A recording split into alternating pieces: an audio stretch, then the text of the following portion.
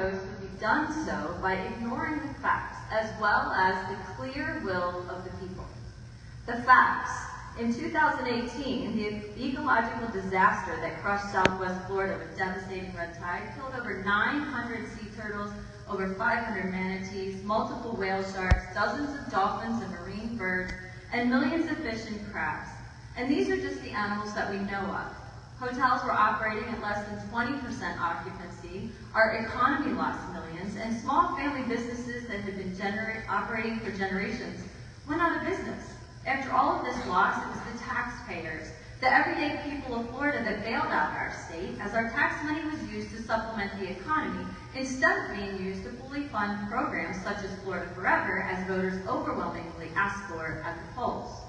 But what about the phrase pushed out by certain organizations, red tide is natural? Well, yes, it's naturally occurring, but so is E. coli. The problem is we're feeding it steroids in the form of nutrient pollution. These nutrients have been building up for decades along our coast, with evidence provided via the Water Atlas. I spent this time recapping so you can see how important this decision is. The last thing we need is fish farms producing more nutrient pollution, spreading diseases, leaking antibiotics and GMO materials into our already damaged ecosystems. A gentleman earlier mentioned swine flu. He mentioned this as an excuse for us to have fish farms here in the United States of America. Swine flu originated from raising animals in confined conditions. Woo-hoo! How ironic that you would bring this up as a justification for fish farming. The only reason to vote for this is to benefit the huge corporations on the backs of the very people that have built this community generation after generation.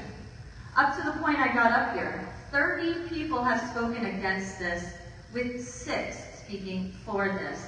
And most of the 6 have a financial interest in these offshore fish farms. We outnumber them 5 to 1. Please let the record show that. Look around this room. You cannot turn a blind eye and pretend not to see the will of the people that is so clearly visible here tonight. Will greed win out over the well-being of the everyday people of Southwest Florida? Will profit be placed again above planet? Or will the side of reason be chosen? Look these people in the eyes. They know healthy ecosystems equal a healthy economy. The question is, does the EPA?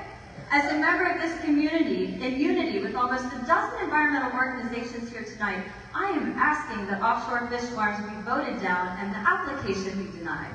Thank you very much. Thank you.